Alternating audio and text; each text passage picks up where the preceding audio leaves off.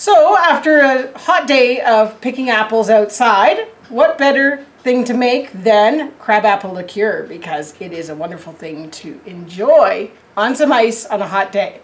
We are busy with some clean crab apples and our mixture, and we'll make sure to link that video above in the corner so that you can make this wonderful adult beverage all on your own.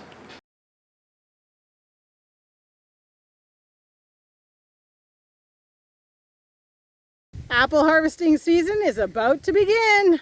Let's do this! There are some really red trees up here. Let's show them. So here you can see we've got a nice little crabapple tree that is loaded with bright red ones. We're going to pick off of that guy quite a few because we're going to make jelly, and we're also going to make apple liqueur. It's pretty windy today, so hopefully the wind isn't causing us a problem with my microphone, like right there. Over here we've got this guy, which, to be honest, it had a lot more apples on it than that yesterday. So I'm guessing in this wind, a lot of them have fallen because they're very ripe.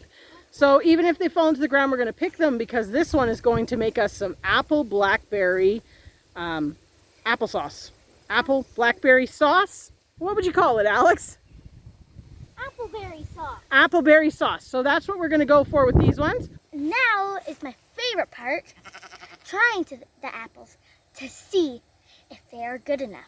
Yeah, so this is the tree that we were talking about making applesauce. She's picked one right off the tree, giving it a good clean. Because I couldn't reach it. Well, okay, I picked it, but that's all right. Give it a taste test. You can't just eat the skin. You guys always just eat skin, and you don't get the idea of how to... I actually tasted it. Okay. And it's terrible, and I'm going to have to eat all of them. You're going to have to eat them all? Okay. Just wanted to give you an up-close look at these really pretty crab apples as we're picking here. Oh, the breeze is a lifesaver today. It's 30 degrees without the Humidex. I don't know what it is with the Humidex. So now we have filled it about 3/4 full, but we'll do a couple more handfuls, and then we think that'll be good for our apple liqueurs and what was the other thing we were making with it? Crabapple jelly. And crabapple jelly. We were making our way back, and we found a little baby monarch caterpillar. We're gonna ask if we can keep him. So, Mom, can we keep him? Well, you did look after one last year, and it turned into a monarch butterfly, so I think that's probably a good idea. I promise we'll bring him. We'll take care of him. Yeah? What does he eat? He eats some milkweed, and we have some milkweed right by the horse trailer. Yeah? What do you think, James? Is that what you want to do too? We're going to take him back to the house and get him into a container, and we will document his, what's he going to form? He's going to form a monarch butterfly. Doesn't he form a chrysalis? Yeah, a chrysalis and then into a butterfly. While the kids were discovering their monarch butterfly, I was just doing a little perusal of the other apple trees in pasture 1 just to see if anything else needed to be picked. And yep, I found something. I found this. Tons of apples on the ground under a tree I'd actually been watching because it's really good apples. So I guess I'm coming back with another bucket since we already filled the other bucket. These were really nice, tasty, kind of golden delicious tasting, and I wanted to use them for apple pie fill. There's still lots on the tree as well. They're quite big apples. I don't want these to go to waste, so we are going to come back here and pick these. Let me get through the brambles and I'll show you one on the size of it.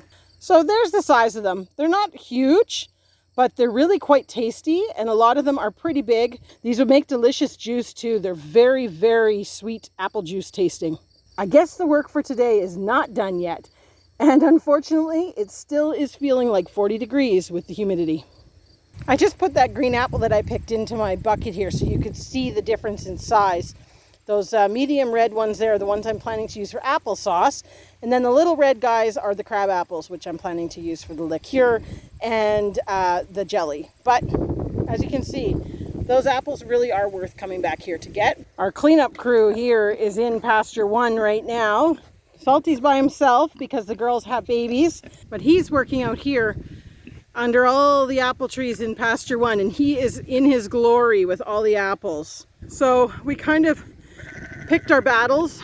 Pasture 1 didn't have a whole lot of apples ready to go that were ones that we were really thinking we wanted to use after last year. The trees that we kind of liked from last year didn't have any apples on them. So we've chose to tackle apples in pasture 2 this year. So rather than letting the apples sit on the ground and rot and attract all the wasps, Salty's in there.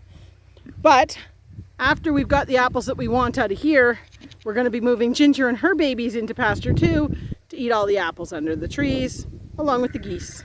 Well, I didn't pick everything, but not too bad.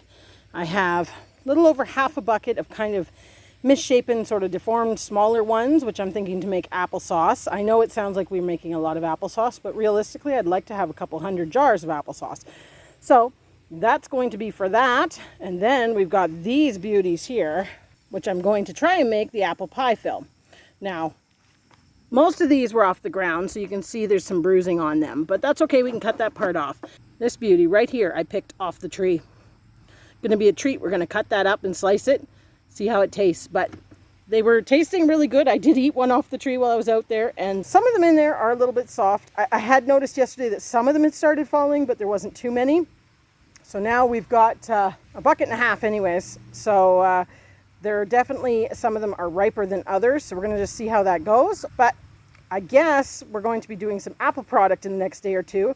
And to top it all off, our tomatoes are ripening like crazy. So I also have to do some tomato product.